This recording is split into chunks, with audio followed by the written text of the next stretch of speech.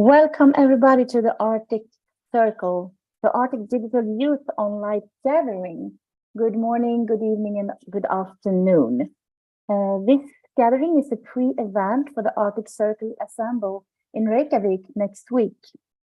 Together we have with us the youth from all over the world. This is what our intention. Our intention is to bring the voices together before we go to Iceland next week. Before we start this meeting, I would like to turn myself to grandmother Loretta. Please, Loretta, if you would like to open us in this circle with a prayer. Thank you. Thank you, Sister Annette. I would like to greet the grandchildren of the world. I want to say thank you to you this day for being active, having the time is of the essence. And it is said, I heard one really well-respected elder say, Dr. Jose Barrero say, the world belongs to those who show up. And so thank you for showing up today. I'm going to be offering a word of prayer so that you are grounded and aligned in just the right way. You already are for where you're at today. And I want to encourage you that we have to rise to the occasion for any eventuality. So we have to be prepared at all times, at all day, all night, whatever the time is and whatever you're doing, you always have to be prepared. Those are the teachings that are handed down to us from generations. We are all in healing mode these days. There are many, many bonding disorders that are across the world, created by colonization machines, created by untoward activities and thoughtlessness. And so putting that aside, I would like to encourage you that throughout the world, we have come to be here because we care about one another and because we hold each other in the highest esteem possible. We always want to be touching your faces. So today, I'm going to just share a little teaching here with you. My mother, Beatrice Long Visitor Holy Dance, one of the Indigenous grandmas of the 13 Indigenous grandmothers, the International Council of Indigenous Grandmothers, said to me one time, she said, make sure that you share what you have, whatever you have with people, and don't hold back. And she said that she was making sacred food, and the food is medicine for all of us. And what she said about it was, she said, the food spoke and it said, whosoever wants to keep me, there is where I will not stay. Whosoever wants to keep giving me away, there is where I will always stay. So you take from that it's a walk for alignment and balance, and that if you have something to offer it with the best of intentions. And if you don't have it, don't feel bad about it, but maybe there's always going to be next time. Be prepared for any eventuality. So with that, I would like to address the Arctic Circle youth and the intentions that you bring to the world today, or from where you're sitting and from where you're at.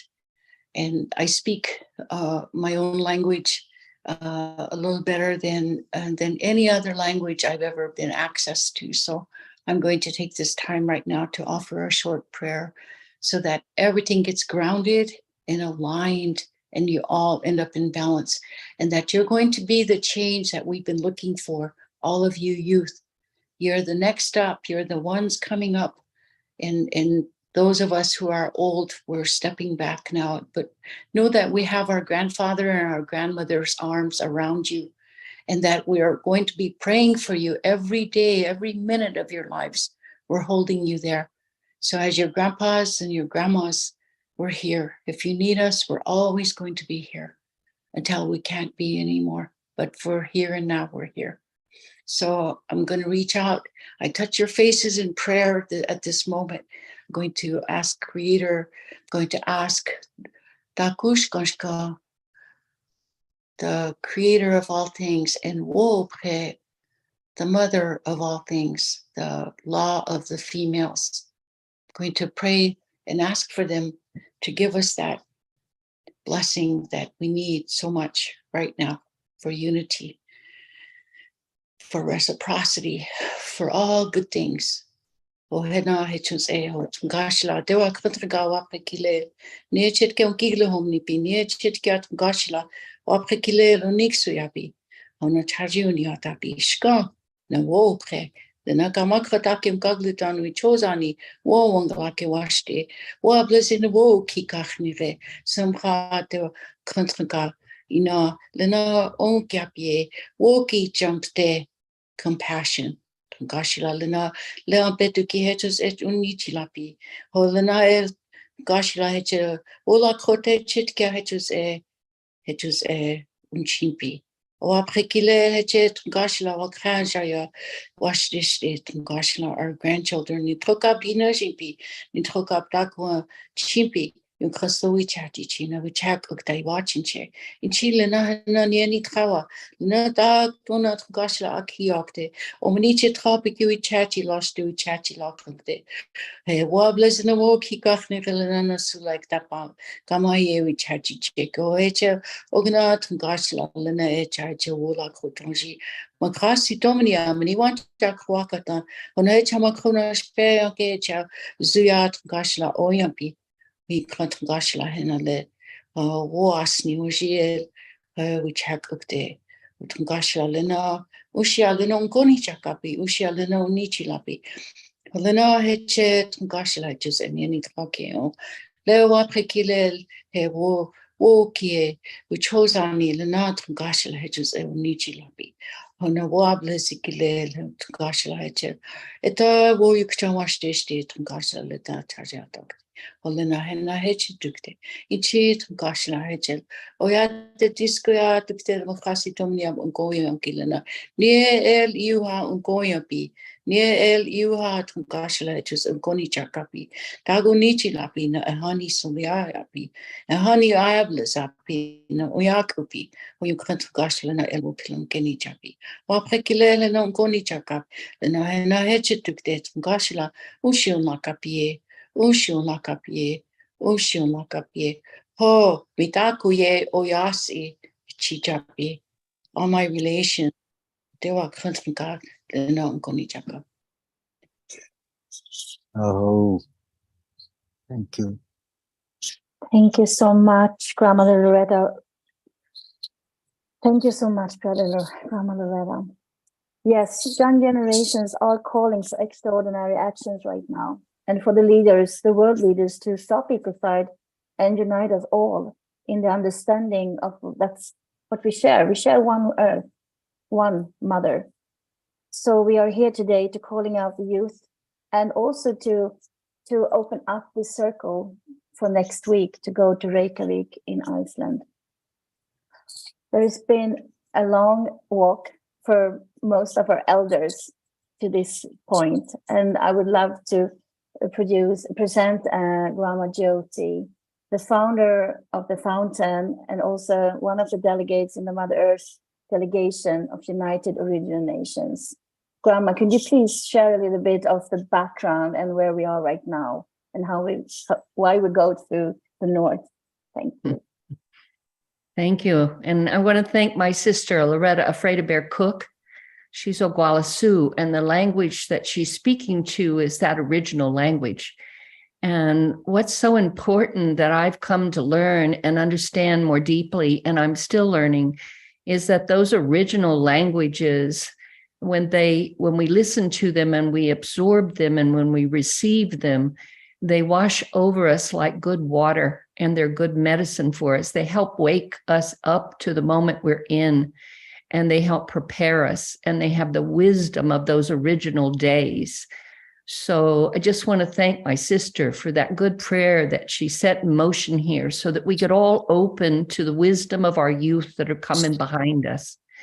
You know, these are very prophetic moments that we're in. In 2013, I was called with a small group of people down into Colombia, and the Kogis drew us in, and they said there was prophecy that was about to open, and that for the next 13 years, we would go through a great, great cleansing, and that the ending would fall into the beginning in 2026. And here it is, 2023, about to turn 2024. And as you can see and take a moment to observe, that 13 years, as it's gotten deeper into the cleansing, has gotten more severe. It's challenged us. It's making us look into the mirror of our truth so that we can be humble enough to see what's there that is old and falling down. They said it was most important to watch the ending so we would stay informed, but to stay focused on that which was breaking through. And that which was breaking through would be carried on the original, those individuals and organizations that were embodying the original principles of heart and unity, oneness, compassion, tolerance. All life is sacred. These are some of those original principles. And now it's a moment when we must embody them so that they can open their intelligence inside each one of us and bring us back to an original way of life. So as we've walked with the 4 original peoples out of Colombia now for over a decade, we've gone to them and they have gone into deep concentration and consultation with the mother herself. They've gone into the source that gives life and brings form to life here. And it is through that instruction that they come to us, and then we walk that instruction out. We hold ceremony to show our gratitude for what that teaching has brought us. We go back to them, and the Mother Earth gives us instruction again. And so it has been for over a decade that we have walked this way in the fountain, and it's brought us to you now. Right now, the Kogi, the Kaggabba Nation, has received some of that instruction, and they say it is vital at this point that we come to the north, that they are coming now to the north to open the pillar of life there so that they can reset things and call back the elders of this planet so that we can bring back that original state into being. Never before like this have we been in such a critical moment of choice. And so it's calling us to the north. It's calling us to the wisdom of the youth of the north. As Annette has said, and Grandmother Loretta has walked with me for over 3 decades now, as we've stood up for the Black Hills, as we stood up for sacred territories around this planet, because those sacred territories are like acupuncture points on the earth, and they've all been closed. Things have been put on top of them. Our fences have been built around them so that the original people that have that original instruction with how to care for those sacred territories and to keep them active, they're kept from them. They're not able to feed the earth the way she's asked for that, so that the balance and life can be sustained in a good way for all of this creation, all the diversity of its form. So now the prophecies have prepared us, and now they are instructing us, and that instruction is bringing us into Iceland. The mamos right now are in Greenland. They're there to lay down this prayer there in Greenland, and then will come to join us in Iceland. I think they were planning to be on this call with us tonight, but the wireless system there is a little bit not so supportive sometimes to the need that we're hoping to be on a Zoom call like this. So I know the spirit of who they are and the prayer that they're carrying is strong, and it's behind us right now. As we went into Sweden and we met with many of the Friday movement there, and the youth and the wisdom and the clarity that they carry.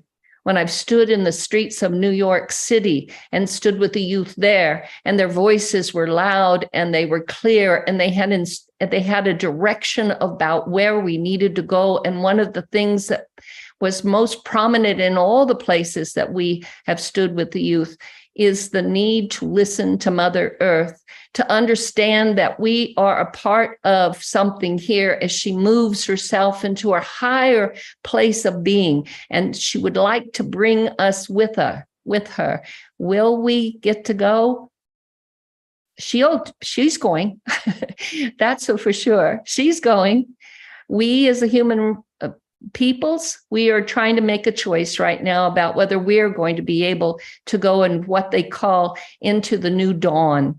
For you see, when this ending falls into the beginning in 2026, those that are carrying and walking with those original principles are going to be opening the new dawn. We're finishing a 26,000-year cycle for the Mother Earth. If we can look at it as the end of a cycle rather than what went wrong and start pointing fingers and making judgments and making up stories, if we can put all of that down and concentrate on the new dawn that we all carry inside of us right now, or we wouldn't be sitting in a circle like this. We have been called to something very significant, but we must enter it with our hearts. We must enter it through a realm of acceptance and non-judgment. And we must enter it, I'm told by my elders and all those that carry such wisdom, that we must unify. All nations now must come together in a unified motion for this Mother Earth. She needs us, and she is sending the instruction that will help her and assist her in this changing, this turning. They call it the turning time. You see, she's been through, this is her 6th extinction. She's finished such cycles 5 other times. So she knows the turning time. And many of us have come to assist her in this turning time because we've been there to assist her before. So we met with the youth there in Sweden. We went to the 50 plus. We sat with the parliament and we listened to them. And as my sister Loretta said, we told them with strong and very confident and very assured kind of instruction inside of us, we are listening to you, and the arms of the grandmothers and grandfathers are reached around you. We're standing at your back. We're standing with you at your back. And we're listening to how you catch the instruction, because you have the plan that is unfolding even as we speak. So I'm excited to come and join you in Iceland and to get to meet the beautiful territory of Iceland. I've seen some pictures and the amazing mountains and streams and the peoples of this beautiful land. So thank you for allowing me to have just a few moments to say that much to you. And now I'm going to sit back and I'm going to listen. Thank you so much, Jyoti. Thank you, Grandma. I see that we have Linnea with us right now. I wonder, Carolina, will you do us the honor to make a presentation of Linnea a little bit short? Could you do that, Carolina? You want to start, please? Sure. Hi, everyone. And so amazing, Linnea, that you're here with us. The first time I met Linnea, it was actually at a blockade protecting forests. So Linnea is an amazing person, activist, a woman coming from Luleå up north, and dedicates so much time and effort in protecting our mother and our earth. So we're really happy, Linnea, that you're here, and to hear some updates from you, what you're experiencing.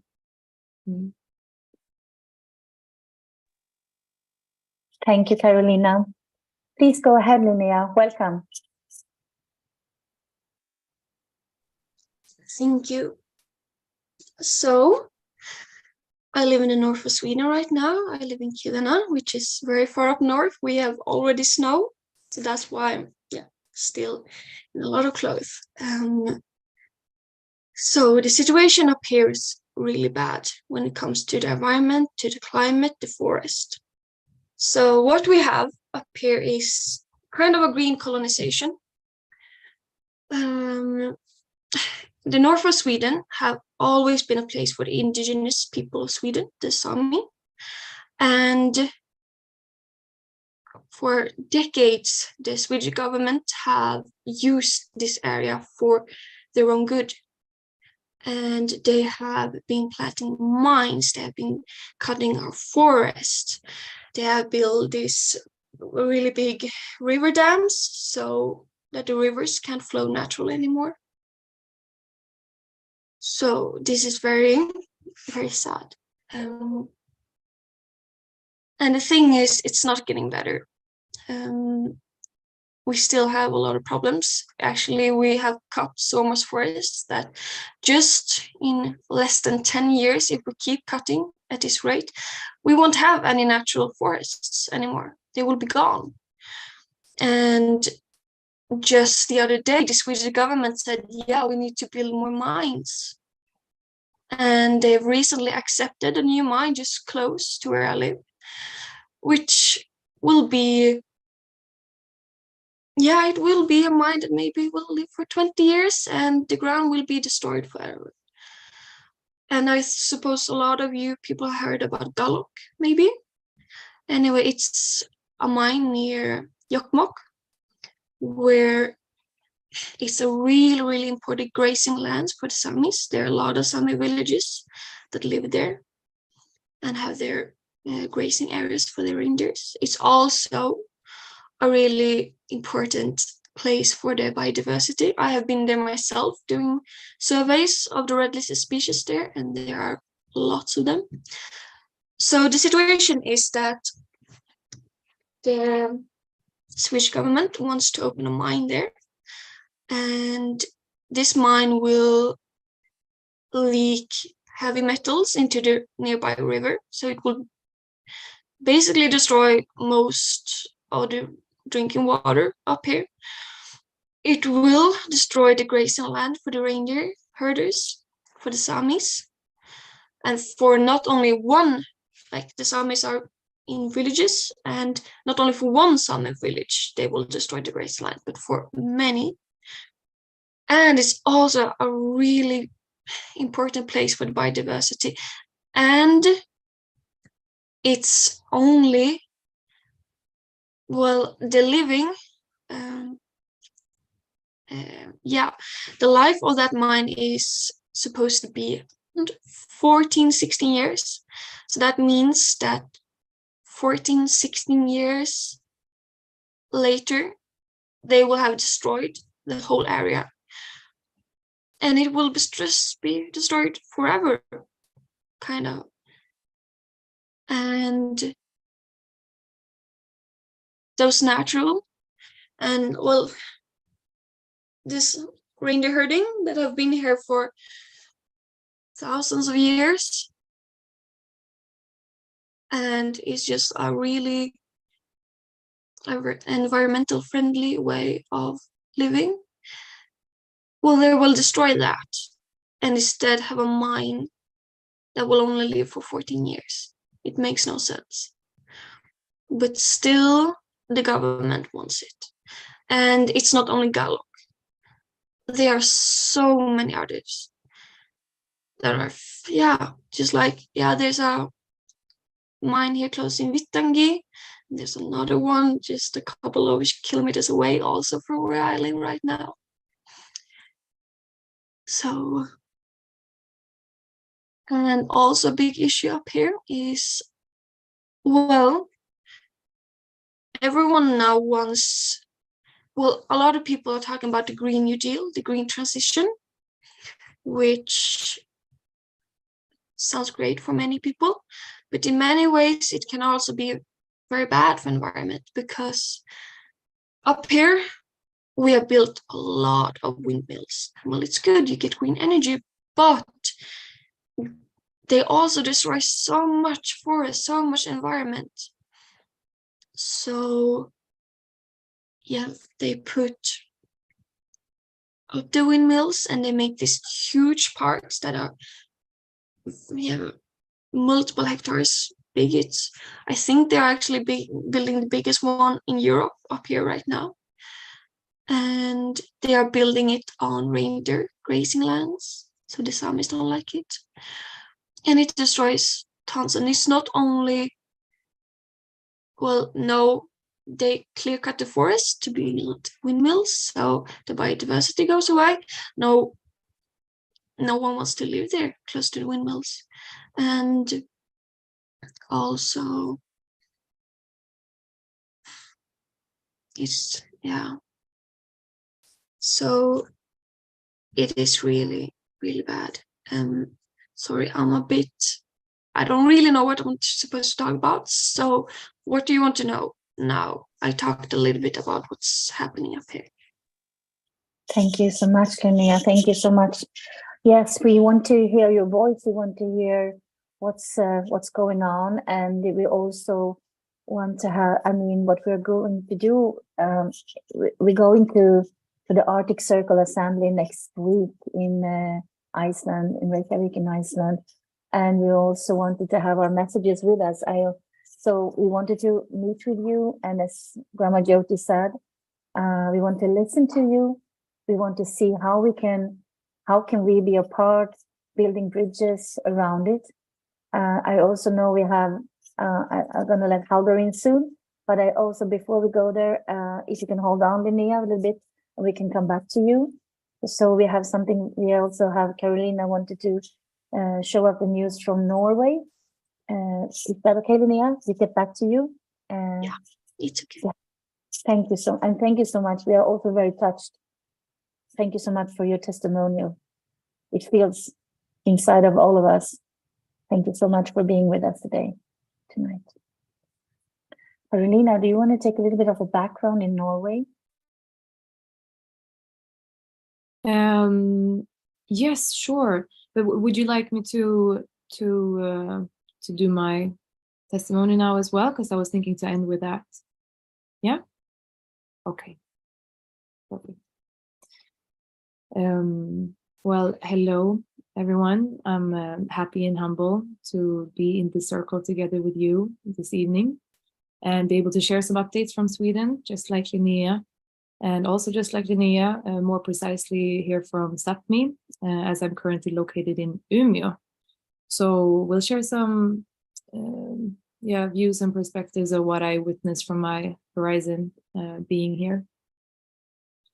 And my name is Carolina Carlsson. I'm a climate justice activist, and for the past years, I've spent the majority of my time in different positions in what you could call the ecosystem of movements in Sweden, the environmental movement, climate justice movement, and it's been a lot about grassroots movement organizing. I've also been focusing to some extent to artivism due to my background as a dancer. And during 2020, I had my internship with Rebecca Lemoine, and that's where I also got introduced to the Mother Earth delegation of original nations and to the fountain. And what led me to Rebecca was this interest of mine in the concept of the rights of nature and acknowledging the legal rights of non-human nature and criminalizing ecocide. And today I work at Greenpeace as a campaigner on forest issues, where I, in my role, focus on collaborations and alliances with grassroots movements and indigenous communities. So I'm thinking that that's where I can start off with this update to highlight this mission that we have to protect the crown of our home, of our planet, of our body, also known as the boreal forest belt. Because this is obviously the home of many of our co-species, but I think it's often forgotten that it's this crown, it's this belt that actually stores more carbon dioxide than all of the tropical rainforests around the globe do combined. So to safeguard these ecosystems constituting this crown is crucial in order to avoid the tipping points that risks leading us onto a path where the Earth's climate system and ecosystems are facing collapse. And as you might already be aware of, but unfortunately, as Linnea also stated, I do carry the message that these forests right now are experiencing what you could call the death by 1,000 cuts. as these landscapes are being so fragmented by the forest industry, and that we here in Sweden, we have less than 6% of formally protected productive forest landscapes. We have not even 1% left of the pristine forests, the ones that have never been touched by a human hand. And since 1950s, Sweden has clear-cut around 70%, meaning we have basically conducted ecocide on 70% in this country and replaced those forests with plantations. But due to what I would call propaganda from the forest industry, coming in the form of PR campaigns or even actually manipulated research from scientific institutions, because the industry is so connected to the scientific institutions and so connected to politics that a large part of the population has been, I would also call it, being manipulated into believing that Swedish forestry is actually sustainable, and that, you know, it's so absurd, but that to do these environmental crimes, which is really and truly ecocides, that is also good for the climate, because that's the arguments from the industry, that it's good for the climate, that we can replace the fossil fuel products with the so-called renewable products from wood. And one of the reasons why the population can believe this is, as we know, that people from the dominant culture in Western societies, we've lost the relationship to a large extent to non-human nature. And we have an understanding of ourselves as separate and perceives nature to be a dead object ready to be transformed into financial profit. And since also this has been going on for so long, it's a lot of people here in Sweden who does not know the difference between a planted monoculture and an actual forest. But one of the brightest lights that I see stemming or coming out from this very dark situation, it is truly coming from the people of the indigenous Sámi cultures, who have not forgotten that we are intrinsically linked and in relation with everything that is alive. And here in Sweden, the legal rights to traditional territories of the Sámi people is in practice highly linked and tied to reindeer herding communities. So what we see now it's the representatives of these communities who year after year have to sit in the consultation processes with the forest companies, whose greed for their forest is endless. But lately there has been a lot more outspoken resistance from these communities.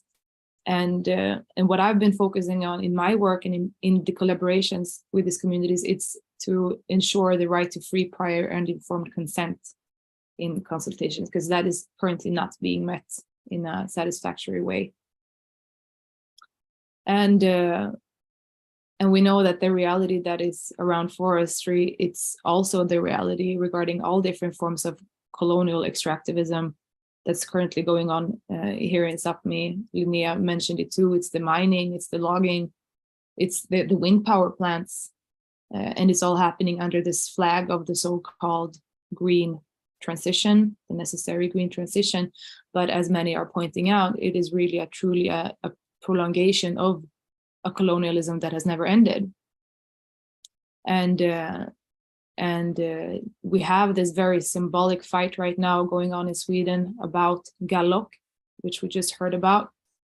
And here in mid-September, there was we had the Sámi communities taking the state to court for giving this permission, even though it violates human rights. So the result is expected to come now, and it's going to be really interesting. And we know that if it would be a yes, then we're going to see a lot of resistance. And as you might have heard, the Norwegian state is no better. It's also violating the human rights of the indigenous Sámi culture. And the situation now in Norway is that they are refusing to take down a wind power plant, even though it's been ruled in court that it should be taken down. So it's even been decided in court. So to protest against that the government hasn't acted on this court decision, we have hundreds of Sámi youth right now who are protesting on the streets of Oslo and condemning the acts of the government and demanding that these wind turbines are going to be taken down. And I'm going to show you a brief just glimpse of what's going on there right now. And that's also what I would like to end with, that this message that there is a lot of resistance which is rising, both from indigenous peoples, but also from people from the majority culture. We just had a week of action here in Sweden for social and climate justice. That was the framing, where over 100 organizations and groups took action to highlight the planetary emergency and how it's interconnected with social justice. But it's also good to know that here in Sweden, we are facing a right-wing government. Just the last week, it made comments and statements officially that environmental groups are a threat to security, that we are a totalitarian force who is sabotaging the democratic conversation. We have 5 people right now, one of them being my partner, having been in jail for about a month now for a peaceful climate protest. So there is a trend that the democratic space is shrinking, but we also see a trend that more and more people are showing up to defend it. So my intuition is saying that we have only started to scratch the surface of the people power and the resistance that will take place here. Yesterday, we saw that Greta Thunberg, the famous Swedish activist, she got her second conviction for doing civil disobedience by blocking fossil transports. And that was an act done with a very promising youth movement claiming the streets now, who is called Take Back the Future.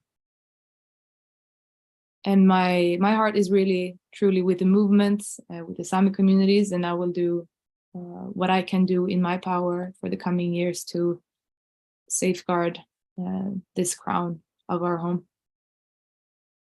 Thank you.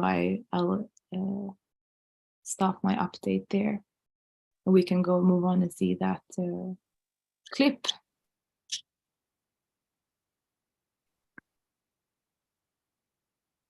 Thank you, Carolina.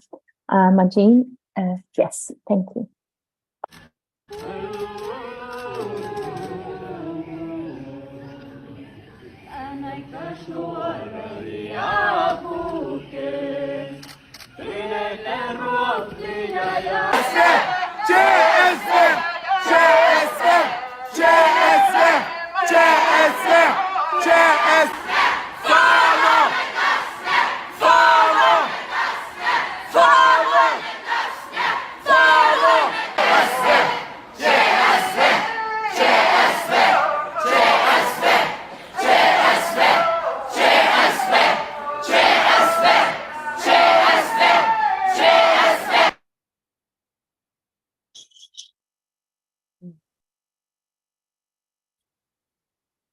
So that's the new generation.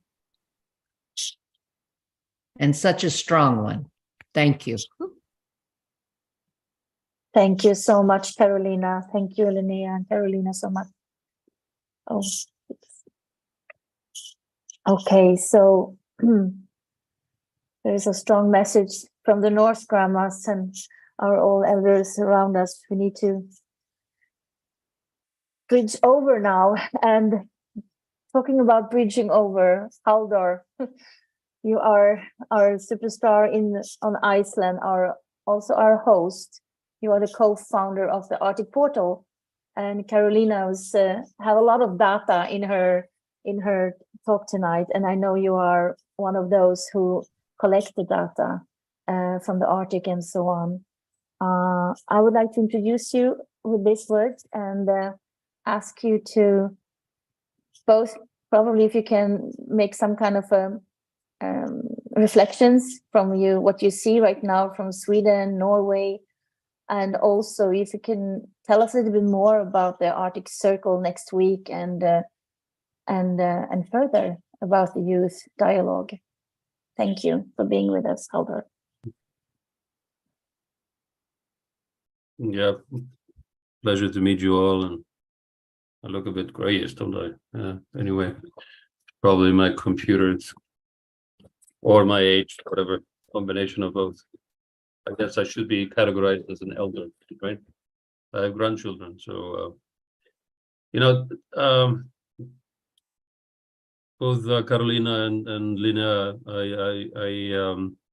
I agree with you. I am compassionate with what you're saying, and I've been to the other north many times. I've slept in a lavabo in Kautokeino in -26, and I have very good friends who live from the reindeer, and I know many of the youth, and I was with them down in Rome last year, and I've been all over Russia and met many of the reindeer herders in and around Russia, and up in Alaska, in Greenland, etc. So I have had the privilege of traveling very widely in the north.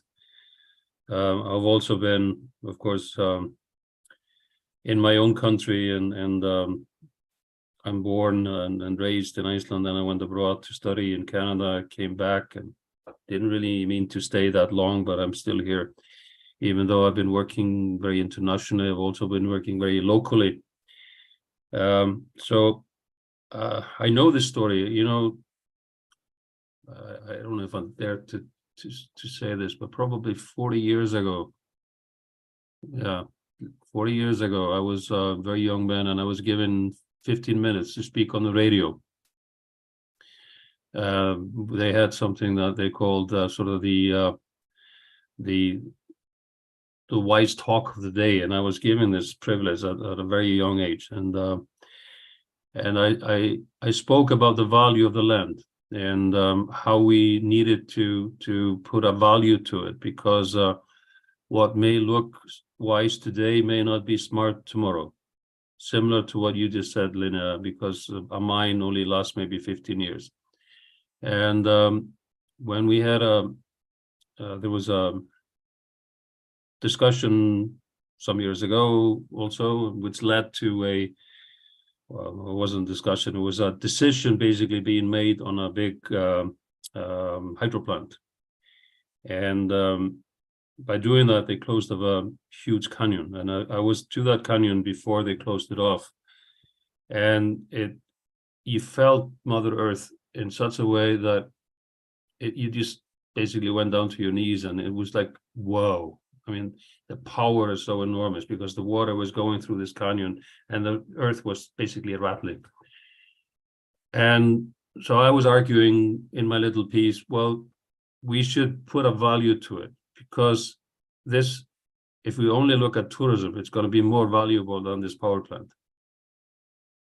And they laughed at me and said, like, come on, I mean, there's no tourists, there's not even a road to this thing.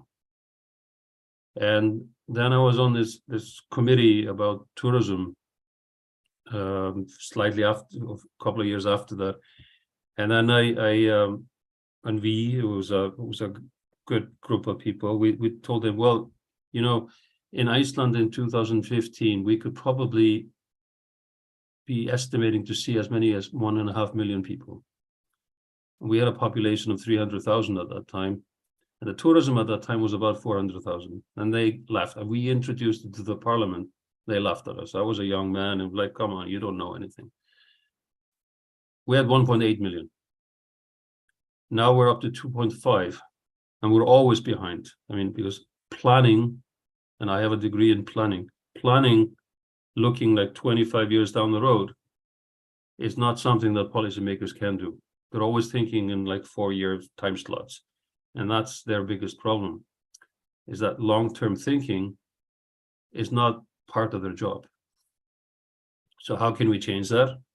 I mean, the only thing we can do is to try to educate them and educate everybody, because even though I'm talking to Carolina and Lina now, even though the two of you are enlightened, a lot of your peers are not, far from it.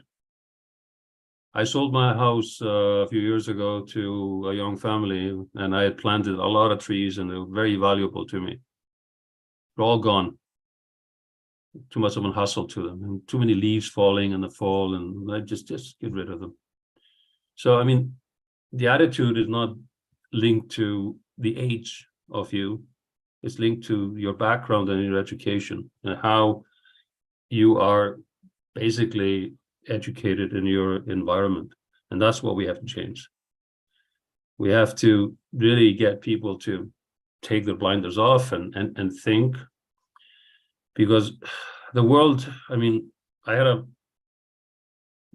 seminar last week with some of the smartest people on the globe on auroral physics.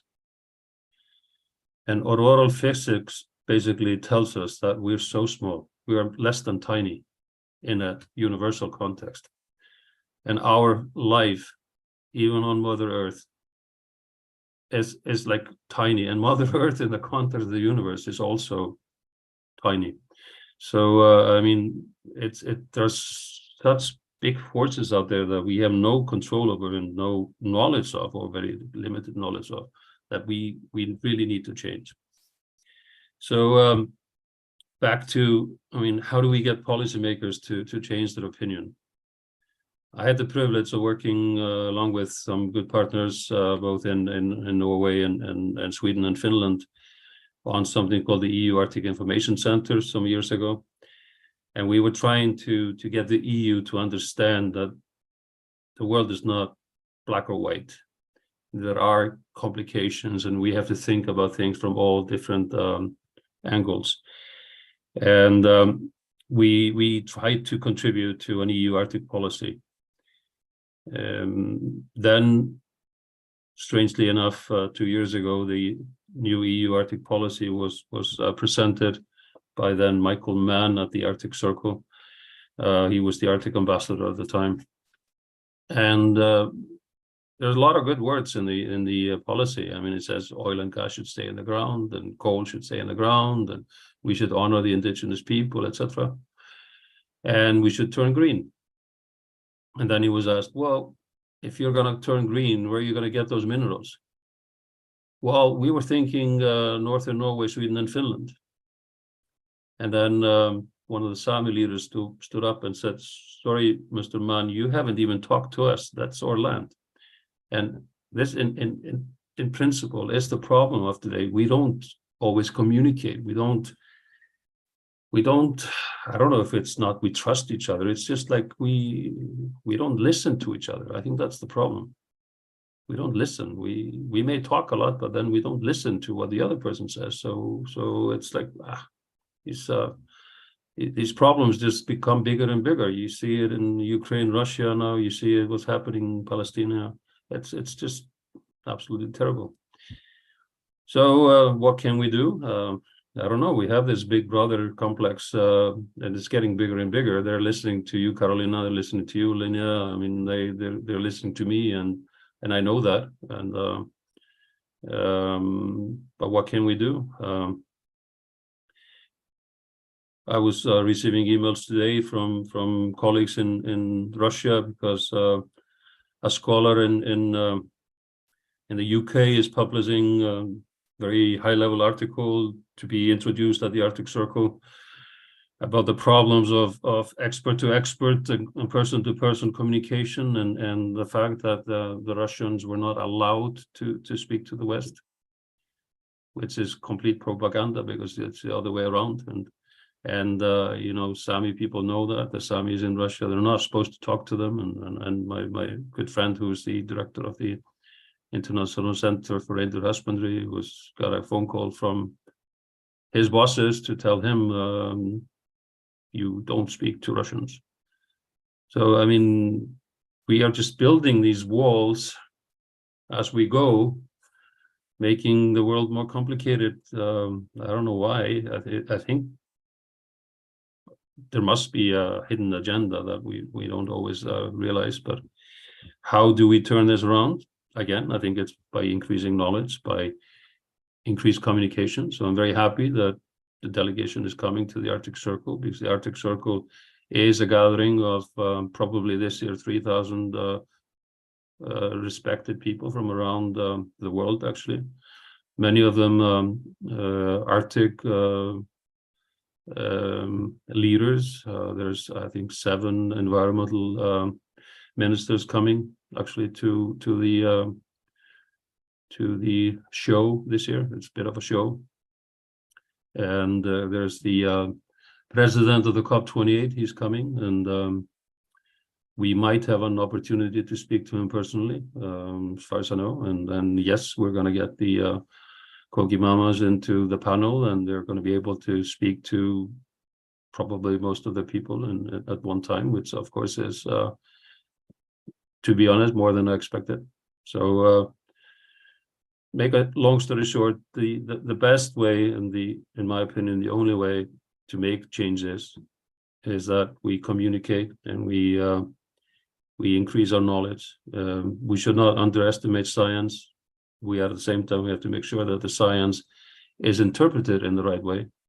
That's the problem with science. You can always often interpret the results in many different ways. But then our mission is to gather enough resources and gather enough partners to communicate it in the way that it should be communicated. And that's where I've been trying to work for the last decades, is to be non-biased and providing the information in that format. So I'll stop there. It's been fun to listen so far, and I think it's going to be even more interesting to follow up. Thank you very much. Thank you so much, Halldór. Thank you. And yes, about bridging over, we have about 9 minutes left from this call today, and some of us going to meet in Reykjavik on Iceland next week. And we're also looking for do press conference online, and we're also looking for make another online call like this. So we hope that everyone will be with us on the journey. I think that I want to go around the Jyoti. Do you want to say something, please, Rama? I do. What's been coming up for me is a little video with some of the Mother Earth delegates and some of the wisdom keepers that I've walked with as we've walked with Minnie and listened to the youth. And it's about a little over 4 minutes. Could I share that video? Because I think it captures kind of the heart of, are we listening? Is that all right? Margine has it ready for us, if you agree. Thank you, Grandma. Please go ahead. Hey, Margine, I just want to share this as the heartbeat of something I think we all are holding together, and the variation of how we will speak about it. Our original people will bring their wisdom and their language and a way of life that addresses this from a very different perspective than the West. But we must create a bridge that's going to allow us to dialogue and to find good solution. That's my prayer. So Margine, if you'd show this little video, maybe it will have a way of capturing some of the heart of what these young people have been sharing with us tonight. And thank you, Halldór, for what you're bringing together there, because you're making a bridge. Thank you.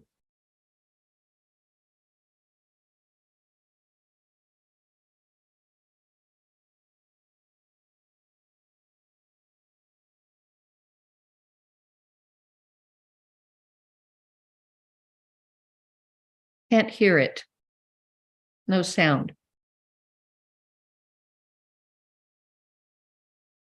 Margine, there it is. Mm-hmm.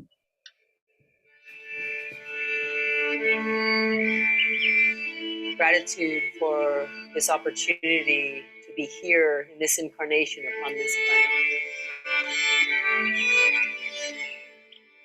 Gratitude to the gift of life we've been given, to all our ancestors lined up behind us. We are the reality of their dreaming.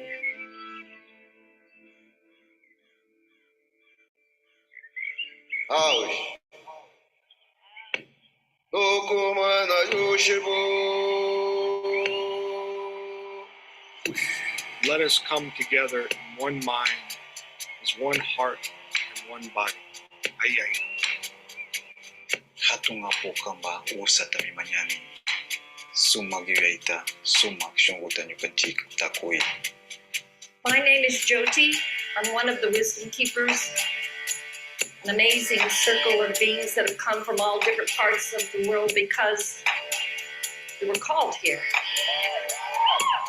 Our First Nation peoples have a way of life that is sacred and has been given to them by this Mother Earth and Father Sky, and it is the remedy of this time. That I am sure of. Personas que viven con la nueva tecnología es que están muy separados de la naturaleza. Hace que no puedan tener ese viaje con el corazón, la mente y el espíritu. それを教えていたのが先住民族であり、長老たちであり、シャーマンたちでした。本当にその意味を知ってる人たちがもう隠れていないでもっと表に出てきた。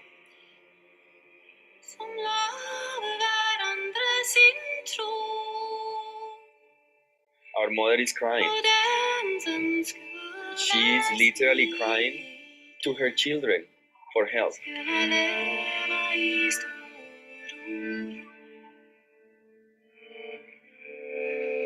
The message that she brings today is, are you listening?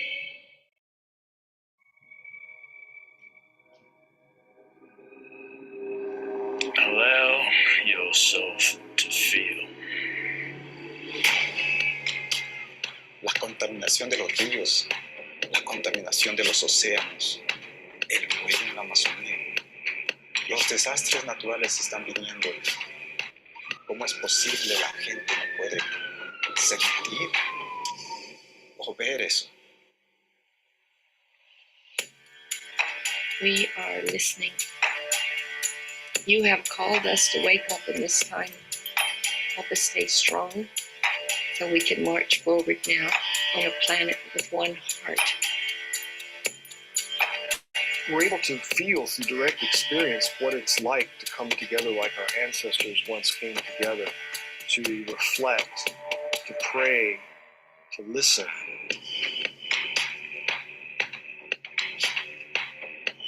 Es por eso los indígenas estamos viajando a muchos lugares para poder ayudar, para que la gente pueda conectarse con la naturaleza y especialmente con su corazón.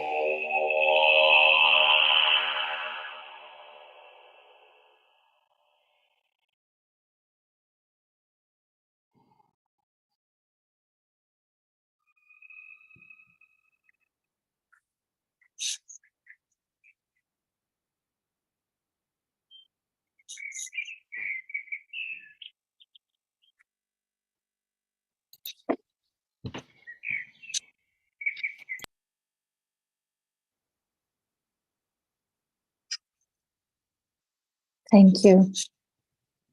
I think this is it's summing up everything where we are right now. So thank you so much, each and everyone on this call. Thank you so much, everybody on YouTube, Facebook, online. Thank you so much for keep on walking together. And please reach out for us. Going to Iceland, to Reykjavik next week, to the Arctic Circle Assembly. Please reach out for us if you have any thoughts, any messages, and stay tuned. See you probably next week already. Thank you, everybody. Thank you. Thank you, everyone.